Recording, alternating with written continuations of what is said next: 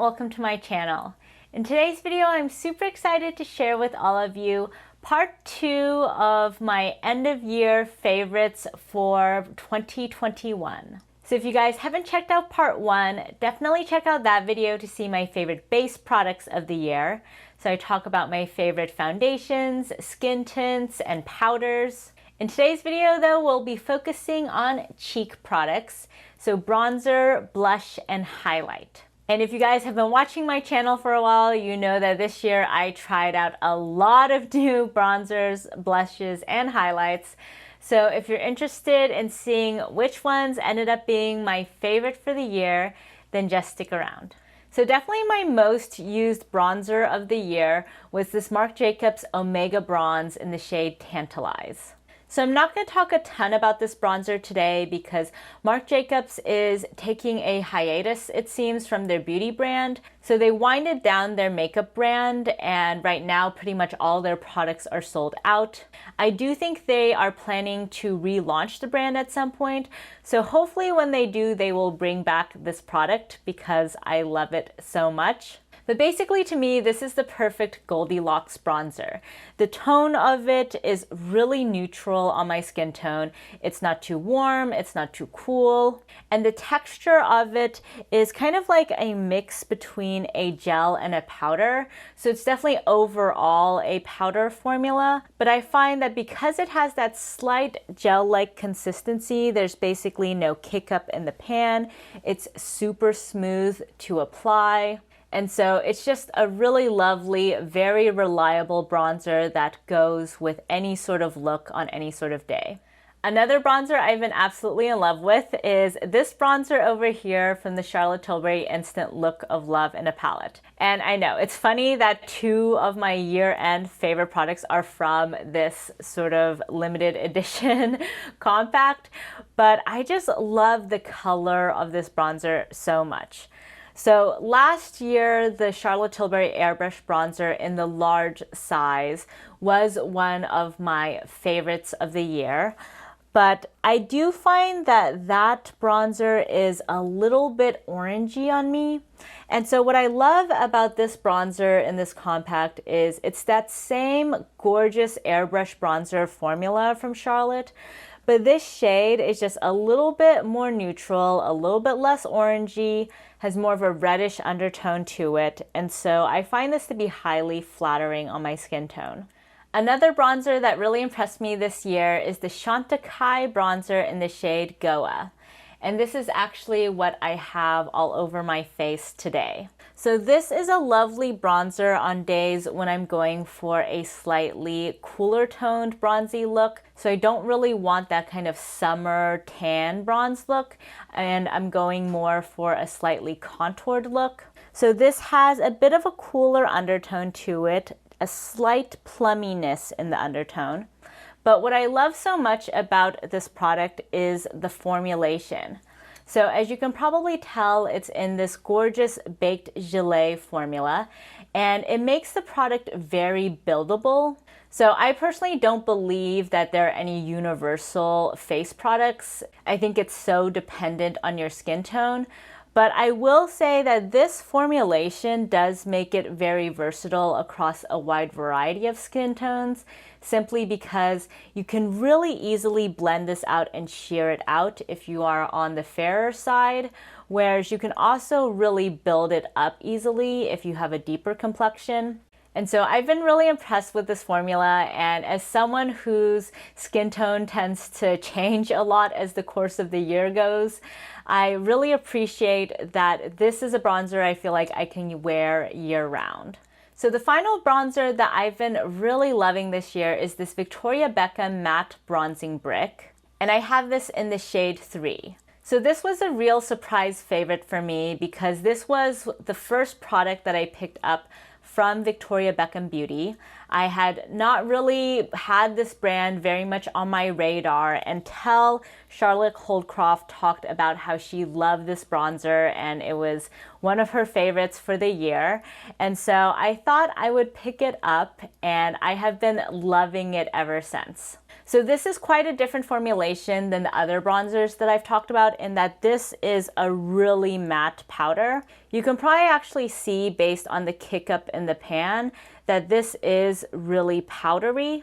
So normally I'm not actually the biggest fan of true matte powders, but I find that this is still really flattering on the skin. And also, most unique to this formula is it's such a finely milled powder that it just blends into the skin so easily with minimal patchiness. So that's what I've been really impressed by with this powder. Also, I love that it has two shades. So you have this contour shade, which is a bit more cool toned, and this bronzer shade, which is quite warm toned. And so depending on the look that you're going for, you can really calibrate the undertone that you want to go for.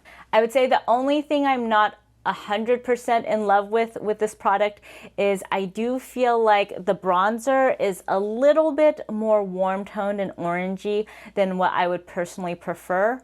I do wonder if I would have been better served going with the shade number 2 instead of 3. It's really hard to say sometimes with these brands where you can't actually try the product in the store. So as much as I do love this bronzer, if you have a similar complexion to me, you might also want to try out shade number 2.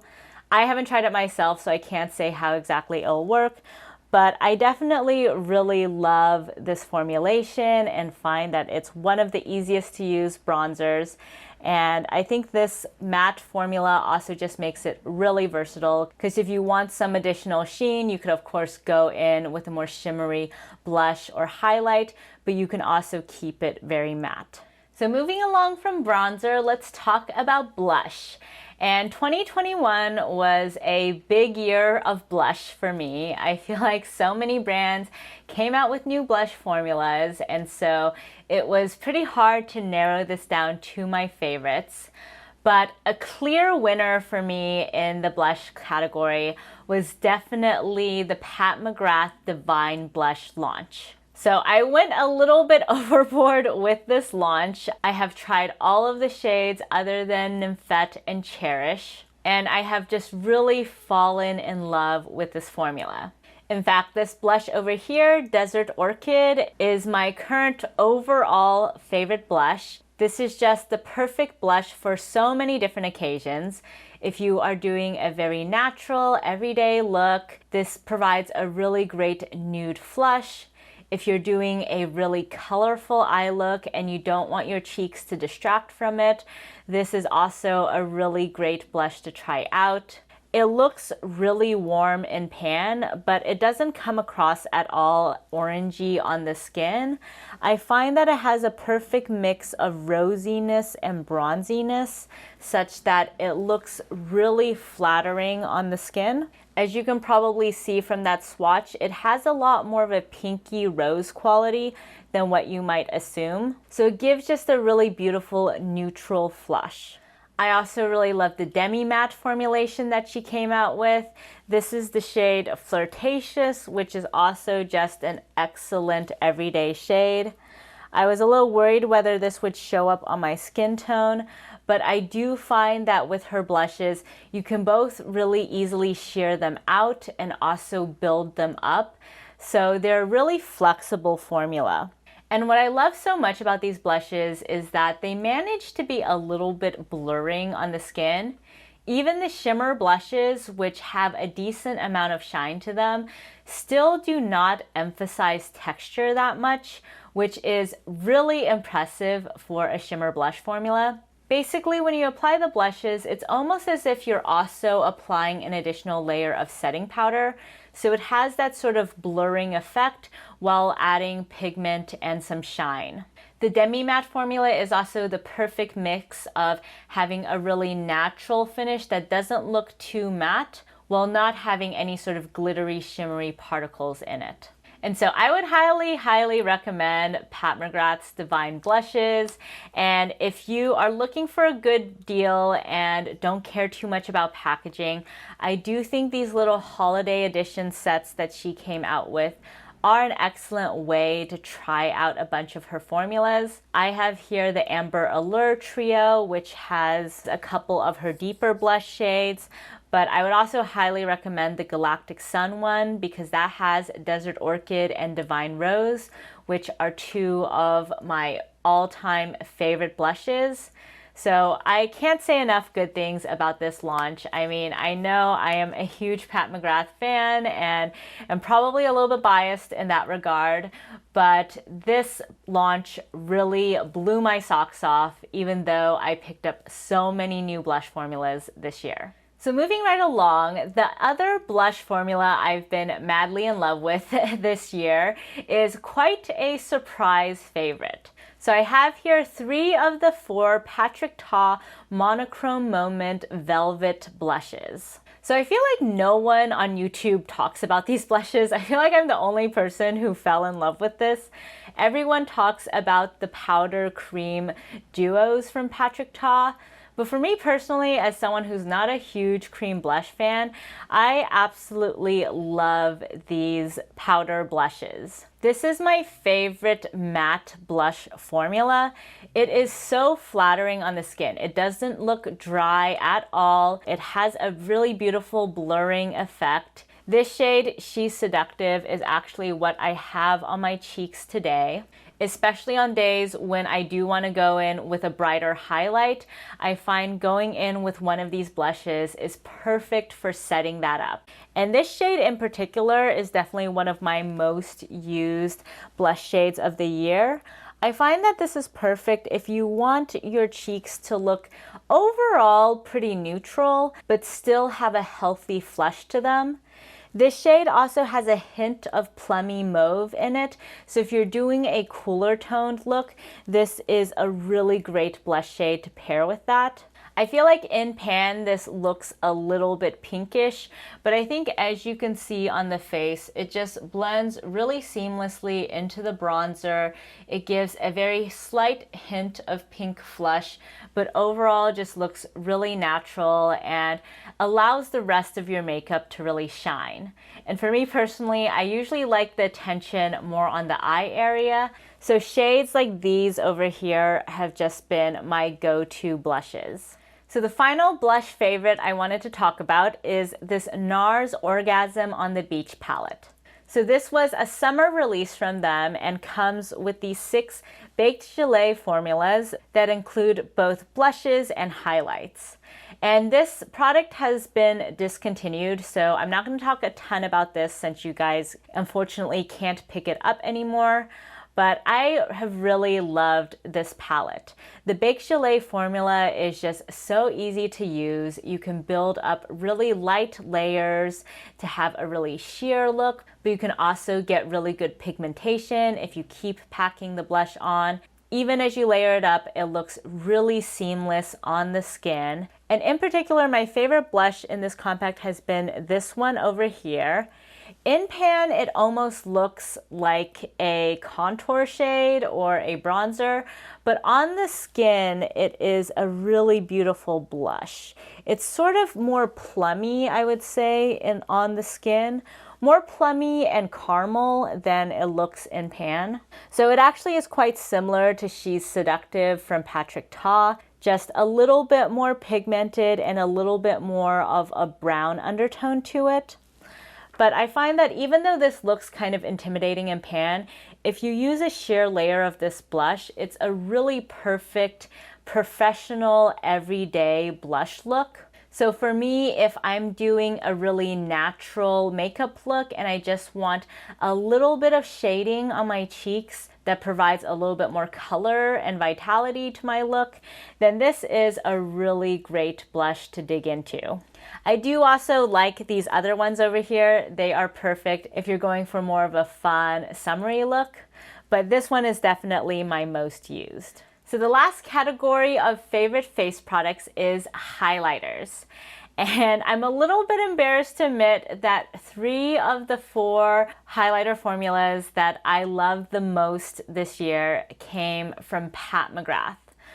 But that's just where it landed. So let's go roughly in order from least to most beaming and bright highlight. So to start off, my favorite highlighter on days when I want more of a natural, seamless glow to the cheeks, I don't want it to be super obvious that I'm wearing highlight, is the Pat McGrath Divine Rose Highlighter. And this is a gorgeous Baked Gelée formula. It looks kind of pink in pan, but at least on me, it really comes across as gold on the skin. In the swatch though, you might be able to see a little bit of that pink shift. For any of you who watched my initial review of this highlight when it first came out, you might be surprised to see it here on the best of the year list. So I was pretty underwhelmed with this highlighter when I first got it because I was expecting a much more glittery highlight given this sort of really bright pink packaging, and I was also expecting the highlight to have much more of a pink tone to it on the cheeks. Again, if you look at it in the swatch, you can see the pink on it, but in my experience, once I put it on the cheeks, it really comes across more as a champagne gold rather than as a pink. So when I first tried this product out, it kind of disappointed me because it was not what I expected. But as I continued using this product, I quickly fell in love with it because the things that I initially didn't like about it, that it was too natural and that it primarily came across as champagne, ended up being things I really fell in love with this highlight. This is just such an excellent everyday highlighter. Because it's more champagne on the cheeks, it basically goes with any look. And because it has that sort of natural finish, you can basically keep building up this highlighter and it'll never look heavy, it'll never look really obvious where the highlighter starts or ends. It's just a really foolproof highlighter to use on an everyday basis. So if you're someone who does like to have a little highlight, but nothing too strong, this is an excellent product to look into, even though the packaging would suggest that this is a really flashy product. Next up, if you do want a little bit more glow, I have been absolutely loving her Divine Glow highlights. So she first came out with this in her Golden Nectar shade, and so this is more of a champagne gold highlight. And it is in the same packaging as her Divine Blushes. I actually did not originally pick this up when it came out because it looks so boring in pan and I was a lot more interested in the blushes. But this is such a gorgeous everyday highlight.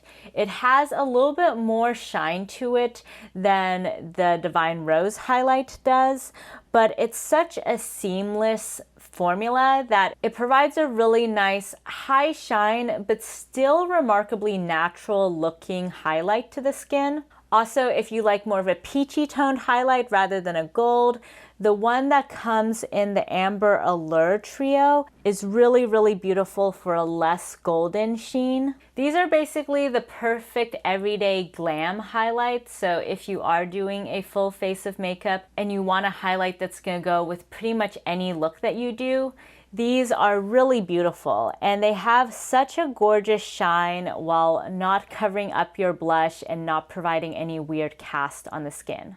So finally, if you want a bit more glow, my favorite shiny highlight of the year has to be the Lunar Nude highlighter from Pat McGrath's holiday collection. This is the highlighter that I have on my cheeks today, and I've been loving using this highlighter ever since I picked it up. So this guy is obviously really, really beautiful in pan, but it's also really gorgeous on the skin. It is a much brighter highlight than any of the other ones, as you can hopefully see in the swatches. Unlike the rest of them, Lunar Nude does have a little bit of micro glitter in it that does provide that additional shine. It also is a much lighter highlighter, which further amplifies the glow. In terms of formulation, I will say that I would generally more often go for one of the other Pat McGrath highlighters. The Divine Glow in particular, I think, is a really great middle of the road highlighter. But I have to say that ever since I picked this up, I've been pretty much exclusively using this highlighter simply because the packaging and the overall experience is just so luxurious. So if you're not a huge sucker for packaging, I would probably steer you towards the other highlighters. But if you really love that luxury experience, this highlighter is really hard to beat. So outside of the Pat McGrath highlighters, I also really love the Becca highlighters. And I picked up a bunch of these this year because of Becca going out of business. I would say that my favorite Becca highlighter is this one called Spanish Rose Glow. It's just a really unique highlighter because it has a pretty strong purple sheen to it. So you can see this a little bit in the swatch here, but there is a definite purple lilac shift, which I find is just really fun. Whenever I have this on my cheeks, I just can't help but look at myself in the mirror, kind of turn my head and see that purple pop. This has been discontinued though, so I don't think you can pick this up anymore. The one Becca highlight shade that is still available is this one here, Champagne Pop. So this is now sold under Smashbox. And I really enjoy this highlight as well. This is more of an everyday highlighter, kind of similar to the Divine Glow highlights from Pat McGrath. In general, the Becca formula is really gorgeous, really flattering on the skin. I find that it doesn't emphasize texture too much for a highlighter, and it provides a really nice amount of glow. Comparing the Becca to the Pat McGrath, I will say that I think formulation-wise, the Pat McGrath slightly beats out the Becca. But for me, what made some of these Becca highlighters my favorites for the year were the really unique shades and shifts. So I am really sad that Champagne Pop is the only one left.